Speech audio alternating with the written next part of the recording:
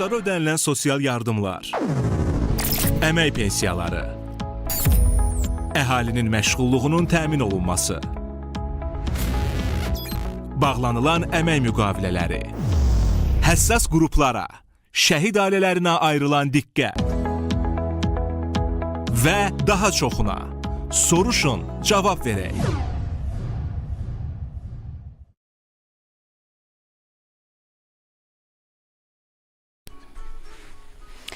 Salam, hər vaxtınız xeyir olsun, hörmətli dinləyicilərimiz. Bizi deməli Azərbaycan Radiosunun rəsmi YouTube səhifəsi üzərindən izləyən izləyicilərimiz, hər birinizi xoş gördük və bugün də təbii ki, bir çox suallarınıza cavab vermək üçün buradayıq. 497 51 83 050 25 52 105 nömrəsi ixtiyarınızda olacaq, hörmətli dinləyicilərimiz, və YouTube səhifəmizin şərh bölməsi də aktivdir. Təbii ki, bizə yazmaq və zəng etmək imkanındasınız. Fürsətdən istifadə edin və bugün təbii ki, suallarınıza cavab almaq istəyirsinizsə müraciət edin. Ötən həftələrdən də müraciət edən, amma cavablanmayan, düşünürəm ki, sualımız qalmayıb, cavablanmayan suallarımız. Ona görə ki, verilişin daxilində olmasa da verilişdən dərhal sonra müraciət edib, amma cavabını ala bilməyən dinləyicilərimizlə mütləq əks əlaqə yaratmışıq ki, hər birinin sualı cavablansın. Bugün də pensiya, müavinətlərlə bağlı, sosial yardımla bağlı hər hansı bir sualınız olacaqsa, təbii ki, bizə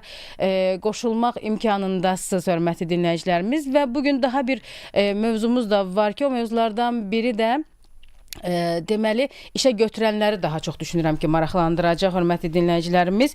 Və işə götürənlərin ümumilikdə işçilər qarşısında məsuliyyətləri nədən ibarətdir, iş yerlərinin ayrılması, kvotalar və digər bir çox sualların cavablarını bugün təbii ki, qonağımızla birgə müzakirə edəcəyik, hörmətli dinləyicilərimiz. Bugünkü qonaqlarımız isə Əmək və Əhalinin Sosial Müdafiəsi Nazirliyi tabeliyində Dövlət Sosial Müdafiə Fondunun Pensiya Təminatı Departamentinin şöbə müdiri Sahil Aslanov, Nazirlik tabeliyində Dövlət Sosial Müdafiə Fondunun Sosial Ödənişlər Departamentinin şöbə müdiri Miralim Abbasov, Əmək və Əhalinin Sosial Müdafiəsi Nazirliyi yanında Dövlət Əmək Müfəttişliyi Xidmətinin Dövlət Əmək Müfəttişliyi, daha doğrusu Əməyin Mühafizəsi Mərkəzi Publik Hüquqi Şəxsin iş yerlərinin attestasiyası, sertifikatlaşdırma və standartlaşma departamentinin müdiri Fərid Quliyev bugün bizimlədir. Hər üçünüzü salamlayıram, xoş gəlmisiniz studiyamıza. Təşəkkür edirəm Əfsanə xanım. Biz də sizi, dinləyicilərimizi salamlayırıq. Xoş, faydalı bir efir arzu edirik hər zaman olduğu kimi. Və düşünürəm ki, Fərid müəllim ilk dəfədir bizim verilişimizdədir. Yəqin ki, Miralim bəy, həmçinin Sahil müəllim, daimi dinləyicilərimiz artıq onları tanıyırlar. İstərdik ki, elə sizin icazənizlə ilk sözü ona verək. Ümumilikdə, təbii ki, suallar çox olacaq, amma bir neçə sualları ümumiyyətlə mən istərdim ki, aydınlıq gətirək. Deməli, biz Əmək Mühafizəsi Mərkəzi dedik ki, bu təzə yaradılıb. Dövlət Əmək Müfəttişliyi Xidməti tabeliyində təbii ki. İstərdim ki, Əmək Mühafizəsi Mərkəzi ilə bağlı ilk olaraq qısa məlumatları sizdən eşidək. Çünki işə götürənlərlə bağlı bir növ elan verdik ki, burada maraqlandıran məsələləri müzakirə edəcəyik, amma hansı məsələlər olacaq, təbii ki, irəliyən dəqiqələrimizdə biləcəksiniz. Ona görə də istərdim ilk olaraq, giriş olaraq biz Əmək Mühafizəsi Mərkəzi haqqında qısa məlumatları sizdən eşidək, daha sonra keçid alaq digər suallara da. Buyurun. İlk öncə təşəkkür edirəm sizə, Əfsanə xanım, dəvətiniz üçün. Və düşünürəm ki, bugünkü gündə geniş bir məlumat verə biləcəyik biz İnşallah. Haqqında. Buyurun. Əmək Mühafizəsi Mərkəzi haqqında qısaca məlumat verdikdə isə biz 2023-cü ildə may ayında yaranmışıq. Mərkəz Dövlət Əmək Müfəttişliyi Xidmətinin fəaliyyətini optimlaşdırma, həmçinin əmək mühafizəsi və iş yerinin attestasiyasının keçirilməsi sahəsində idarə etmə, təkmilləşdirmə xidmət edir. Mərkəz xidmətin laboratoriya əsasında yaranıb. Ötən il mərkəzin fəaliyyəti genişləndirilib, mərkəz böyük işlərə imza atıb, mərkəzin laboratoriyası yenidən qurulub. Mərkəzin fəaliyyəti istiqamətlə gəlincə bildirim ki, işə götürənlərə müqavilələr əsasında əmək mühafizəsi sahəsində xidmətlər göstəririk. Müvafiq sahə üzrə təbliğat işləri aparmaq və təlimə keçirilməsi, təşkil etmə mərkəzin əsas prioritetlərdən biridir. Qeyd edim ki, işğaldan azad edilmiş ərazilərimizdəki müəssisələrdə geniş maarifləndirmə tədbirləri keçirilib. Məqsəd iş yerində təhlükəsiz qaydaların tətbiqi və risklərin idarə olunmasıdır. Belə ki, ötən 2 il ərzində keçirilən tədbirlər 200-ə iş götürən üzrə təqribən 5000 nəfərə işçi heyətin əhatə edib. Tədbirlərin bu ildə davam etdirilməsi planlaşdırılır. Əlavə olaraq da bizim beynəlxalq əməkdaşlıqlarımız da davam edir. Türkiyənin müvafiq dövlət qurumu ilə əlaqələrimiz genişləndirib. İki ölkədə arasında əmək və sosial müdafiə sahəsindəki təcrübə mübadiləsi, təftiş fəaliyyətlərinin səmərəliliyinin artırılması və avtomatlaşdırılma, sistemin tətbiqi, xidmətin tabeliyində yeni yaradılmış əmək mühafizəsi mərkəzinin fəaliyyətinin təşkili, yeni texnologiyaların tətbiqi və iş yerinin atestasiyası barədə təcrübə mübadiləsi aparılmışdır. Həmçinin kadr hazırlığı istiqamətində onlardan dəstək alınır. Eyni zamanda xidmətin mərkəzi beynəlxalq təşkilatların misal üçün də davam etdirmək istəyərdim ki, misal üçün beynəlxalq əmək təşkilatı, İslam əmək təşkilatı, Türk dövlət təşkilatı, Türk dövlətlər təşkilatı üzr istəyirəm, təcrübə mübadiləsi davam edir geniş. Xidmət və mərkəzin tərəfindən də bizim layihələrdən birisi də nümunəvi müəssisə layihəsi həyata keçirilir. Bu sahədə uğurlu olan şirkətlərin təcrübəsindən istifadə edilir. Həmin müəssisələr infoturlar həyata keçirilir.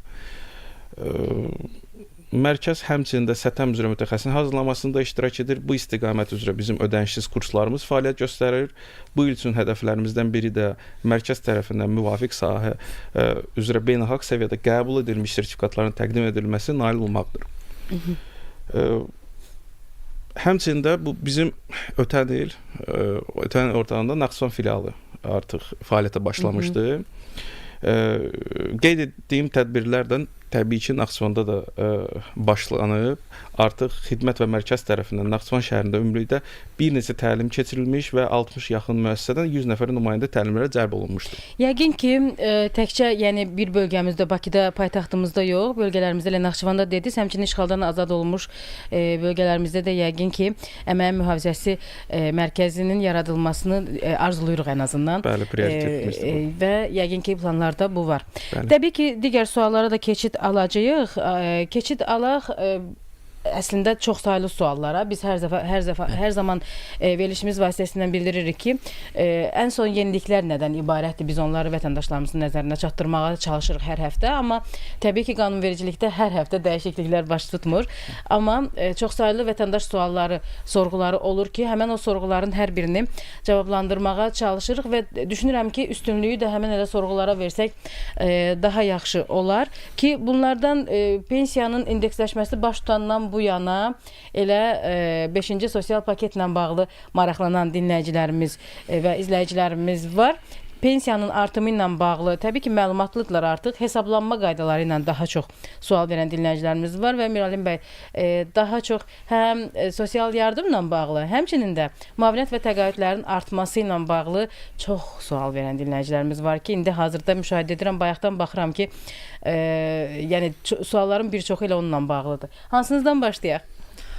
Bəli, ilk öncə belə deyək, 5-ci böyük sosial islahatlar paketi çərçivəsində pensiya təminatı sahəsində görülmüş işlərlə bağlı dinləyicilərimizi, eyni zamanda izləyicilərimizi məlumatlandırıq. Bəli, bildiyiniz kimi Cənab Prezidentin 23 dekabr 2024-cü il tarixli müvafiq sərəncamına uyğun olaraq artıq 5-ci böyük sosial islahatlar paketinə start verilmişdir. Həmin sosial islahatlar paketi çərçivəsində bildiyiniz kimi ilk öncə 2025-ci ilin yanvar ayının 1-də minimum əmək haqqının məbləği 345 manatdan 400 manata çatdırıldı. Bu da o deməkdir ki, artıq ölkə ərazisində əmək haqqının minimum məbləği 400 manatdan aşağı olmur.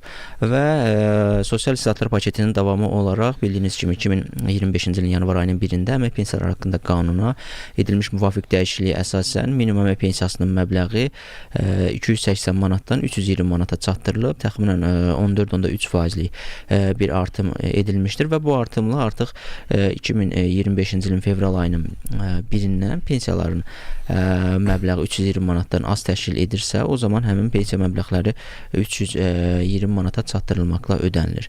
İndeksləşmə ilə bağlı onu qeyd edim. Bildiyiniz kimi Cənab Prezidentin 5 fevral 2025-ci il tarixli müvafiq sərəncamına uyğun olaraq əmək pensiyalarının indeksləşdirilməsi həyata keçirilmişdir. Əmək pensiyalarının indeksləşdirilməsi əmək pensiya haqqında qanunvericiliyin 29-cu maddəsinə uyğun olaraq həyata keçirilir. Məhz əmək pensiyalarının sığorta hissəsi, əmək pensiyaları haqqında qanunun 20-ci maddəsinə uyğun olaraq əmək pensiyasının üzərinə hesablanan əlavə və eyni zamanda 2023-cü ilin yanvar ayının 1-dən əmək pensiyalarının tərkibinə daxil edilən maddi yardımların məbləği hər il əvvəlki ilin nominal orta aylıq əmək haqqının illik artım tempinə uyğun olaraq indeksləşdirilərək artırılır və bu 25-ci ildə də 24-cü ilin nominal orta aylıq əmək haqqının illik artım tempinə uyğun olaraq pensiyaların qeyd etdiyim pensiyaların məbləği 8.1% indeksləşdirilərək artırılması təmin edilmiş və əmək pensiyaları 2025-ci ilin yanvar ayının 1-dən indeksləşdirilmiş və indeksləşdirmə nəticəsində fevral ayının 1-də 320 manatdan az təşkil edən pensiya məbləğləri 320 manata çatdırılaraq ödənişə davam etdirilmişdir və eyni zamanda əmək pensiyaları bildiyimiz kimi indeksləşdirilməsi 2025-ci ilin fevral ayına təsadüf etmiş və yanvar ayından hesablanmaqla həyata keçirilmiş və fevral ayında əmək pensiyaları indeksləşdirildiyindən yanvar ayının fərqi fevral ayının pensiyalarının üzərinə əlavə edilməklə artımla birlikdə ödənilmişdir və eyni zamanda mart ayının ödənişləri də bildiyimiz kimi müvafiq artımlarla birlikdə təmin ediləcəkdir. Aydındır. Və insanlar arasında belə qeyri-rəsmi deyək, xəbər gəzirdi ki, mart ayının ortalarından etibarən artıq artımların baş tutması nəzərdə tutulur. Bu nə dərəcədə doğrudur? Ümumiyyətlə artımların olması, müavinətlər və təqaüdlərdə dəyişikliklərin baş tutması nə vaxtdan nəzərdə tutulur? Ki, hərçənd bununla bağlı artıq məlumatlar düşünürəm ki, var, işlərin görülməsi ilə bağlı tapşırıqlar var daha doğrusu. Əfsanə xanım, təşəkkür edirəm bir daha bugün dəvətiniz üçün və bu sual üçün. Sahil müəllim qeyd elədi. Mən də istərdim onun sözünə qüvvət davam etdirim. Deməli, son 5 ildə 4 böyük islahat paketi icra olunub ki, bu islahat paketlərinin icrası nəticəsində sosial müavinətlərin, təqaüdlərin məbləği bir neçə dəfə artırılıb. Bəzi sosial müavinətlər var ki, hətta 4 dəfə artırılıb, 5 dəfə artırılıb məbləği. 5-ci sosial islahat paketinin deməli icrasına artıq başlanılıb. Müəllim qeyd elədi. Onun bir hissəsi minimum əmək haqqlarının qaldırılması idi, bir hissəsi minimum əmək pensiyasının məbləğinin artırılması idi. Və həmin islahat paketinin bir hissəsi də sosial müavinətlərin və təqaüdlərin məbləğinin artırılmasıdır. Bu istiqamətdə hal-hazırda işlər davam etdirilir. Düşünürəm ki, hal-hazırda buna dəqiq tarix demək düzgün olmazdı, amma yaxın zamanda bununla bağlı ictimaiyyətə məlumat veriləcək. İnşallah. 497 51 83 050 25 52 105 nömrəsini xatırladıram, hörmətli dinləyicilərimiz. Bizə qoşula bilərsiniz. YouTube səhifəmizin şərh bölməsi də aktivdir. Yazmaq imkanınız var. Artıq WhatsApp nömrəmizə yazan dinləyicilərimiz var. Həmçinin zəng edən dinləyicilərimiz də var. Daha bir dinləyicimiz, yəni indi mesajlara keçməmişdən öncə bugünə olan ilk dinləyicimizi eşidək. Alo. Alo. Bəli.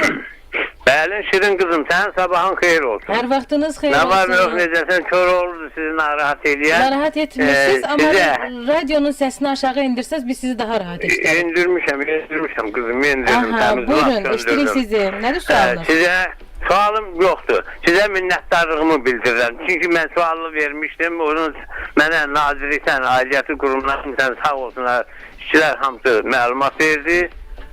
Sizi və qonaqlarınızı salamlayıram. Qarşıdan gələn Novruz bayramlarınızı, Çərşənbə bayramınızı hamısını səmimi qəlbdən təbrik edirəm. Minnətdaram. Təşəkkür edirik. Təşəkkür edirik. O xanım balama da, sizə də, nazirliyin işçilərinə də ki, yəni bəli, mənim sorğuma cavab verildi. Təşəkkür edirəm qızım. Ancaq təşəkkür üçün zəng eləmişəm sizə, mənim balalarım var. Çox təşəkkür edirik bizə qoşulduğunuz üçün, ümumilikdə bizi belə deyim, dəyərləndirdiyiniz üçün və təbii ki, vətəndaşlarımıza əslində verilişimizin məramı da bundan ibarətdir ki, hər hansı bir sorğular varsa, onlar operativ şəkildə veriliş boyu cavablandırılsın. Təbii ki, verilişdə cavablandırılmayan sualları da diqqətdən kənarda qoymuruq. Verilişdən dərhal sonra belə deyək, qonaqlarım sağ olsunlar hər biri vətəndaşlarımızın sorğularını kənarda qoymurlar, kömək edirlər hər birinə. Təbii ki, qanun çərçivəsində. Təşəkkür edirik bizə qoşulduğunuz üçün və xoş sözləriniz üçün. Mən təşəkkür edirəm. Mən minnətdaram sizə. Çox sağ olun. Bu doğrudan da həqiqətən deyilən, verilən sifarişlərin, sualların hamısı vaxtında Sifarişlər deməzdim, amma sorğuları təbii ki cavablandırmaq imkanında. Təşəkkür edirik. Çox sağ olun xoş sözlərə görə. Sağ olun qızım, sağ olun. Soruşun, cavab verək. Buyurun. Bəli, dinləyicimizə təşəkkürümüzü bildiririk. Koroğlu bəyin müraciəti, sorğusu Dövlət Sosial Müdafiə Fondunun fəaliyyət istiqamətinə aid olmuşdur və xatırladım ki, dəfn pulu ilə bağlı maraqlanırdı vətəndaşımız. O bildirirdi ki, həmin şəxs, yəni qohumlarından biri rəhmətə gedib, amma dəfn pulu deyəndə ki, daha doğrusu o rəhmətə getməmişdən qabaq sosial müavinətini, əlilliyə görə sosial müavinətini almamışdı və bunun alınması ilə bağlı müraciət edirdi ki, vətəndaşımız rəhmətə gedib, amma onun yaxınları həmin müavinəti ala bilərmi sualını vermişdi və həmin sualın da cavabı artıq vətəndaşımıza verilib, həm də kömək edilib ki, o alınmayan məbləğin alınması həyata keçirilsin. Buyurun. Bəli, sizin qeyd etdiyiniz istiqamətdə vətəndaşın sorğusu Pensiya Təminatı Departamentində araşdırılmış və vətəndaşla əlaqə saxlanılmış, qanunvericiliyin tələbləri izah edilmiş və təşəkkürümüzü bildiririk ki, vətəndaşımıza diqqət göstərib təşəkkür edirik. Yəni əslində burada istərdim bir-bir adlarını sayaq ki, kimlərə deyək, amma bunların sayı o qədər çoxdur ki, hər verilişimizdə müraciət edən dinləyicilərimiz var və onların hər birinə diqqət ayırmağa çalışırıq, amma mənim əslində burada müraciətim nömrəsini bizə verib, amma həmən nömrəni sonra götürməyən və ya da səhv nömrə verən vətəndaşlarımızla bağlıdır. Hörmətli dinləyicilərimiz, sizinlə əks əlaqə yarada bilməyimiz üçün siz bizə gərək əsas nömrənizi verəsiniz ki, daha doğrusu prodüserimizdəki əməkdaşlar sonra geri dönüş edəndə sizinlə əlaqə yarada bilsinlər. Bəzən olur ki, vətəndaşlarımız müraciət edir, sorğusunu verir, sualına cavab almaq istəyir, amma həmən sorğunun cavabı araşdırma tələb edir. Araşdırma ediləndən sonra təbii ki, vətəndaşla əks əlaqə yaratmağa çalışırıq. Bizə müraciət etdiyi əlaqə nömrəsini yığdığımız zamansa təəssüf ki, ya həmin nömrəyə zəng çatmır və yaxud da həmin nömrənin ümumiyyətlə götürən olmur və yaxud da səhv nömrə verilmiş olur ki, heç ümumiyyətlə müraciət etmə imkanımız olmur. Ona görə də hörmətli dinləyicilərimiz, sorğularınıza tam şəkildə cavab almaq istəyirsinizsə, əlaqə nömrənizi düzgün formada bizə verəsiniz. Keçid alaq yavaş-yavaş sualları, vətəndaşlarımızın sualları var. İstərdim onları hissə-hissə cavablandıraq. Deməli, YouTube səhifəmizdə yazan Amaliya xanım Vəliyeva soruşur bizdən ki, birinci dərəcə əlillərə verilən prezident təqaüdü də artacaqmı sualını verir. Bu suala yəqin ki, biz birinci çıxışımızda cavab verdik. Bəli, bütün sosial müavinət və təqaüdlərin məbləğlərinə baxılır. Və təşəkkürlərini bildirən dinləyicilərimiz var. Anar İbrahimov, təşəkkür edirik sizə. Çox sağ olasınız. Xoş sözlərinizə görə. Və həmçində WhatsApp nömrəmizə yazan dinləyicilərimizin mesajlarına keçid alaq. 0633 bizdən soruşur. Bax, yenə də deyilir, amma bu dəfə soruşur ki, bayrama görə müavinətlərin tez ödənişi nəzərdə tutulurmu? Müavinətlər nə vaxt ödəniləcək sualını verir dinləyicimiz. Bəli, nəzərdə tutulur bu məsələ. 20-sindən bildiyiniz kimi artıq bayram günləri başlayır. Hər il sosial müavinətlər, təqaüdlər, ünvanlı dövlət sosial yardım, həmçinin əmək pensiyalarının ödənişi bayram günlərindən əvvəl yekunlaşdırılır. Bu il üçün də nəzərdə tutulub, yəni Novruz bayramı günləri başlamamışdan öncə bu ödənişlər yekunlaşdırılacaq. Aydındır. Ötən həftələrdə verilişimizə müraciət edən bir dinləyicimiz vardı. O bildirirdi ki, Talih Qarayev adlı dinləyicimiz. O bildirirdi ki, mən 1988-1991-ci illərdə deməli 2 qat sığorta stajı ilə deməli pensiyaya çıxmışam, amma indiyə qədər də almışam. Daha sonra 2025-ci ildə bunu dayandırıblar və burada bildirilib ki, onun arayışında döyüşlərdə iştirak etməyi barədə məlumat yoxdur və vətəndaşımız bizə dərhal, yəni aldığı arayışı da bizə göndərmişdi. Deməli, belə bir məlumat var ki,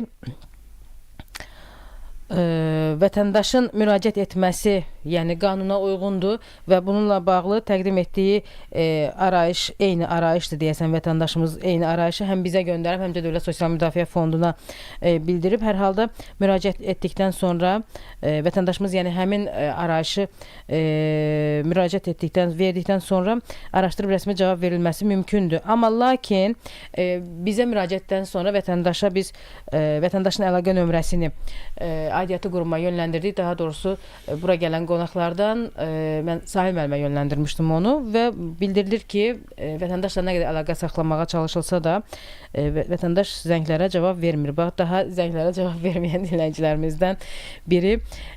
Ona görə də hörmətli dinləyicilərimiz, mümkün qədər zənglərə vaxtında cavab verin ki, cavab da alasınız. 0267 də eyni sualı verir. Müavinətlərin bayrama görə tez artımı nəzərdə tutulurmu? Ola bilsin ki, vətəndaşımız yeni qoşulub bizə. Ona görə də yeni qoşulanlar üçün də yenidən təkrarlayaq. Tamam. Bayaqlarda qeyd elədik. Hər il bayram öncəsi, xüsusilə də Novruz bayramında bildiyiniz kimi bayram günləri ardıcıl olaraq gəlir. Bu səbəbdən də hər il bütün növ sosial ödənişlər, həm sosial müavinətlər, həm əmək pensiyaları, həm Azərbaycan Respublikası Prezidentinin təqaüdləri, həm ünvanlı dövlət sosial yardımların ödənişləri Novruz bayramı günləri başlayana qədər təmin edilir. Bu ildə ödənişlərin bayram günlərinin başlamadan öncə təmin edilməsi nəzərdə tutulmuşdur.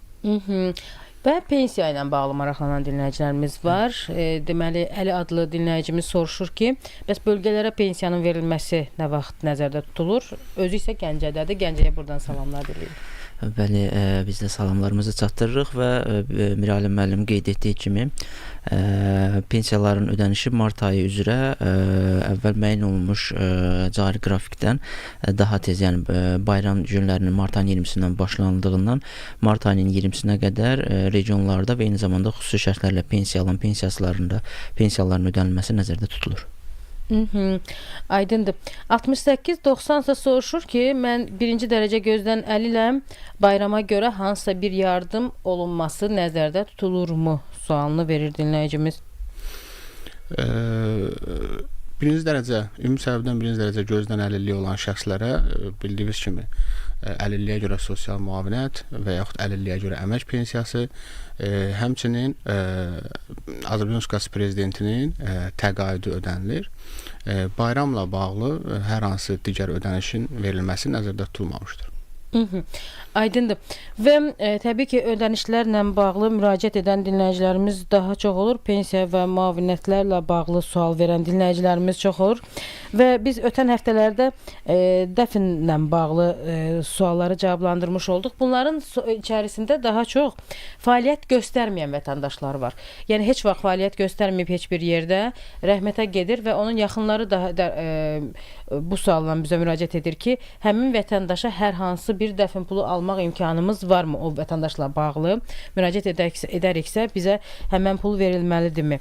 Və digər sual da var ki, bəzən vətəndaşlarımız fikirləşirlər ki, əmək haqqı ilə bağlı ki, biz ötən həftələrdə də bu sualı cavablandırmışdıq, amma yenidən müraciətlər var deyə mən təkrarlayıram eyni bir sualları.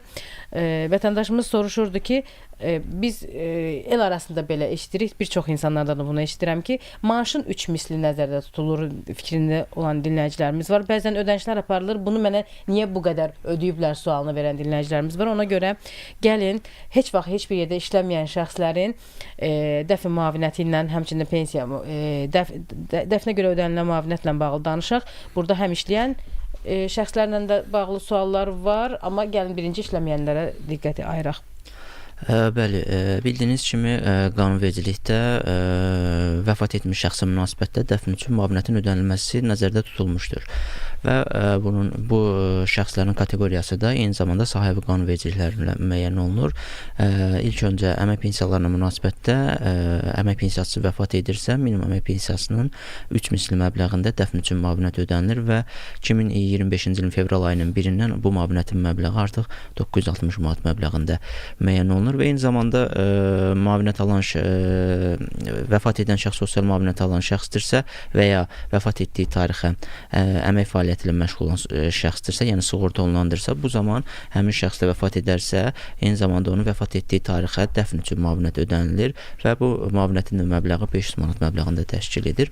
Əgər vəfat edən şəxs vəfat etdiyi tarixə əmək pensiyası və ya sosial müavinət alan şəxs deyilsə və eyni zamanda əmək fəaliyyəti ilə məşğul olan şəxs, yəni sığorta olunan deyilsə, bu zaman qanunvericilikdə həmin şəxsin vəfatı ilə əlaqədar hər hansı dəfn üçün müavinət nəzərdə tutulmamışdır. Aydındır. Fərid bəy, İstərdim biz işə götürənlərlə bağlı danışdıq bayaq. Əmək mühafizəsi mərkəzi ümumiyyətlə işə götürənlərlə bağlı nələri nəzərdə tutur? Sizə necə müraciət etmək olar? İlk öncə işə götürənlərlə bağlı biz nə xidmətləri göstəririk? Təlim və maarifləndirmə əmək mühafizəsi üzrə. İş yerinin attestasiyasının metodik dəstəyi və keçirilməsini biz işə götürənlərə xidmət göstəririk.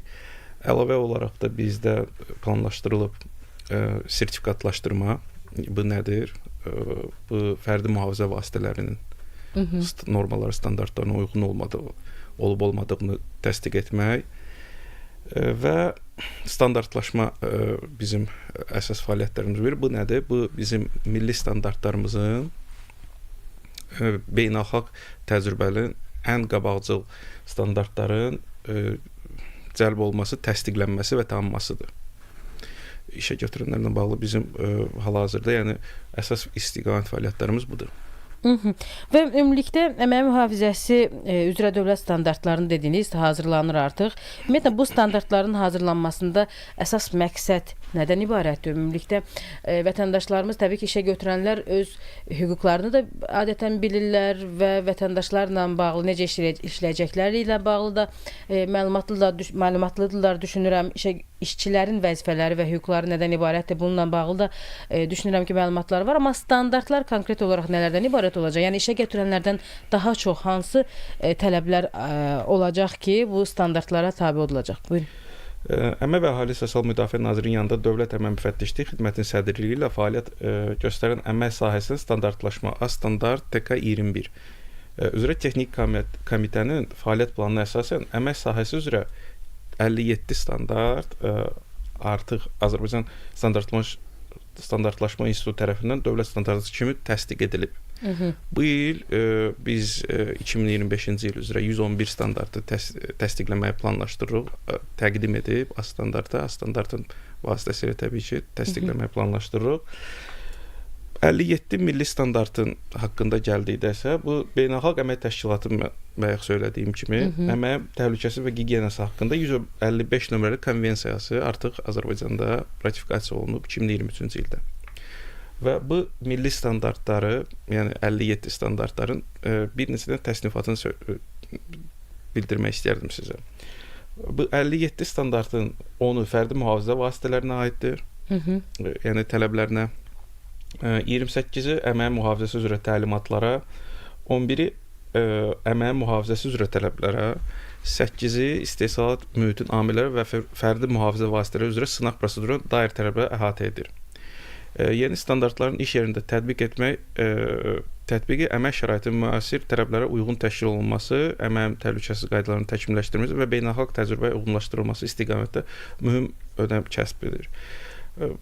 Bildirmək də istəyirik ki, Əmək və Əhali Sosial Müdafiə Nazirliyi yanında Dövlət Əmək Müfəttişliyi Xidməti ilə yanaşı Fövqəladə Hallar Nazirliyi, Dövlət Neft Şirkəti SOCAR, Kiçik və Orta Biznes İnkişaf Agentliyi KOBİ, sahibkarlar, işə götürən təşkilatları, Milli Konfederasiyası və Həmkarlar İttifaqların Konfederasiyası təmsil olunduğu Texnik Komitə tərəfindən əmək sahəsi üzrə standartların hazırlanması istiqamətində işlər davam etdirir.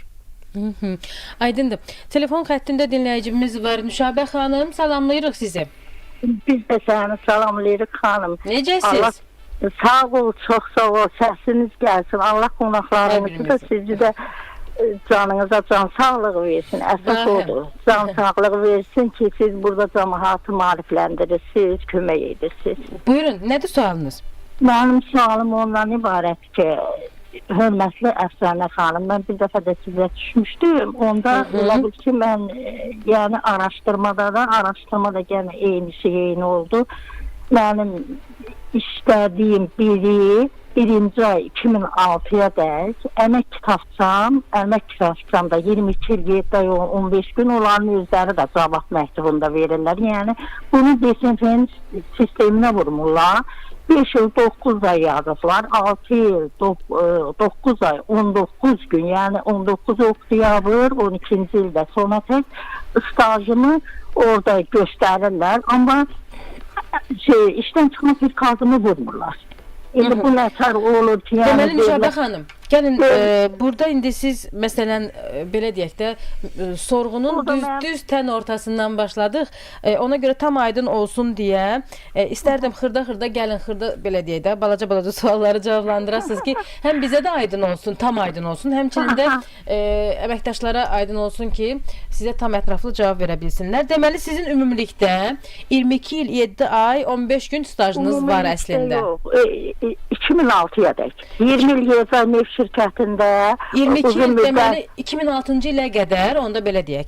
2006-cı ilə qədər 22 il 20 il 7 ay 20 il YFA neft şirkətində uzun müddət mühasib işləmişəm. Sonra idarənin tərkibinə keçəndə mən indi laborant keçmişəm. Buruqlarda laborant işləmişəm. Yəni 96-cı ildə.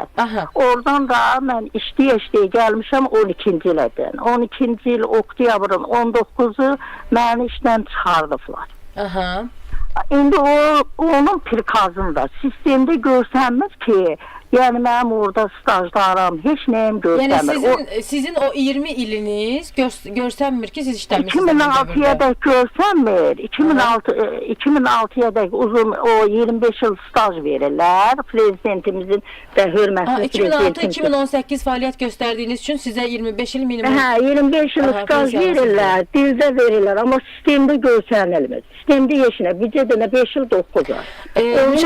Hazırda pensiya alırsınızmı? Hazırda nə qədər alırsınız pensiyanı? O 280 manata düşdü, amma 39 o yazır məktubda ki, siz 11.900 pensiya hesablanarkən xanım 11.923 manatın üstündə hesablanır. Siz əmək kitabçasının kopyasını, mən də əmək kitabçasının kopyasıdır, zəruri sənəd deyiləndə. Bir də oxuduğum o buğalteriyadır. Onu da təsdiqlətdim. Mən aprel ayında göndərdim həmin lazımı qurumlara. 4 nömrəli dost mərkəzinə bütün mən sənədlərimi vermişəm. Yenə ondan sonra da bunu belə eləyəndən sonra da qazanalım. Mən o digital login, indi gözəl sistemlər var. Yəni digital login'də girirəm, mən bütün sistemdə hər şeyimi Nüşabə xanım, bağlayıblar. Biz sizin bu sualınızı araşdırmışıq mı? Yəni daha öncə dediniz ki, müraciət etmişəm, yenə eyni bir şey. Yox, araşdırma siz aparmadınız. Çünki araşdırmadaydı. Yəni müraciətlərim olmuşdu 4 nömrəli dost mərkəzinə. Yəni bütün orada izahatımı da mən elə bir insanam ki, yəni izahatımın nə yazmışam, zəruri sənədlərimdə arxasındadır. İndi mən sizdən çox xahiş edirəm ki, uzun da getdi. Çox üzrlü də istəyirəm ki, vaxtınızı alıram. Həm də məndən də başqa adamlarım var. Buyurun. Ki, yəni onlar da belə narahatçılıq çəkir.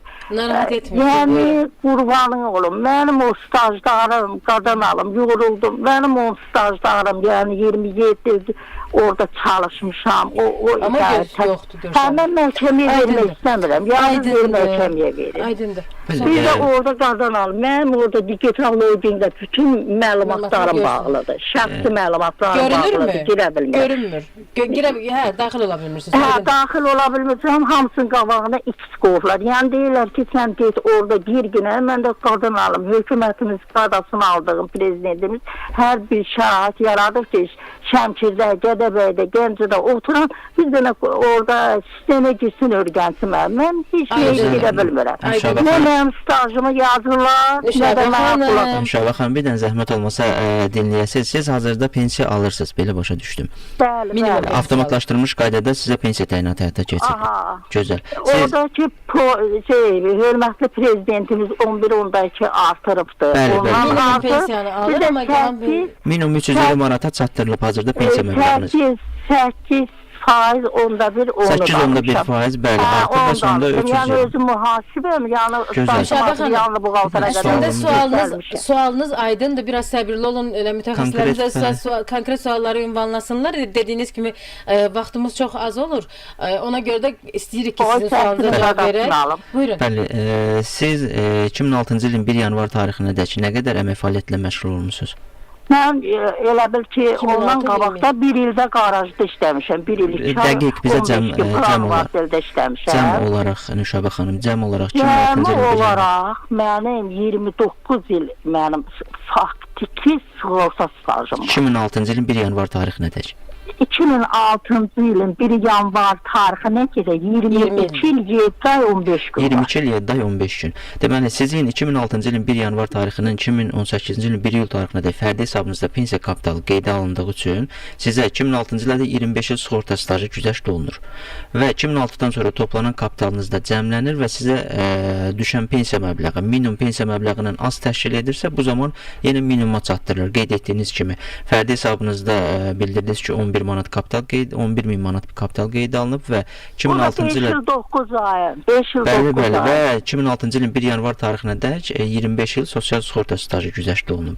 Nəticədə 2 yəni sığorta 2 il orada 2 il hesab alasan 2 il yarıma qədər, yarımdan az olur.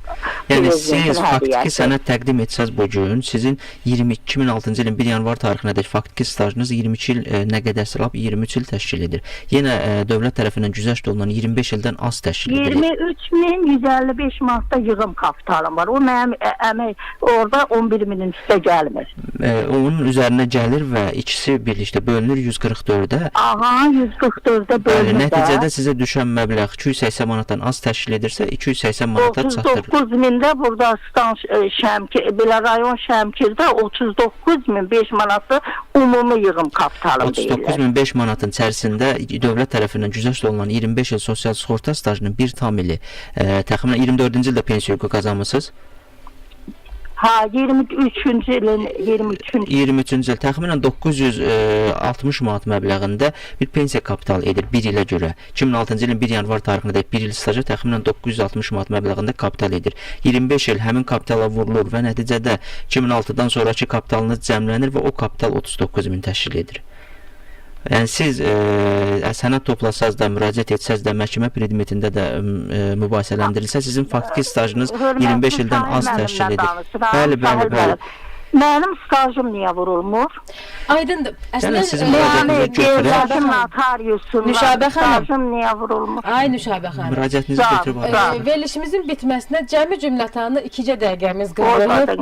Ona görə də biz sizinlə sağollaşmaq məcburiyyətindəyik. Amma sənədlərinizə təbii ki, verilişdən dərhal sonra haqqınızdakı məlumatlara əməkdaşlarımız təbii ki, yenidən baxış keçirəcəklər və görəcək ki, orada göndərmişəm WhatsApp-da. Aydındır. Sənədlərinizdə nə problem var, hansı problemləri aradan qaldırmalıyıq? Təbii ki, bunlar haqqında məlumatları belə deyim də sizə əks əlaqə yaradaraq çatdıracaqlar. Təşəkkür edirik bizə qoşulduğunuz üçün. Mən də çox təşəkkür edirəm xanım, sizə də qonaqlarınıza da. Amma sizə də nə xahiş edirəm ki, mənim stajlarım vurulsun, o embargo mənim üstümdən götürülsün. Amma 27 ildə mən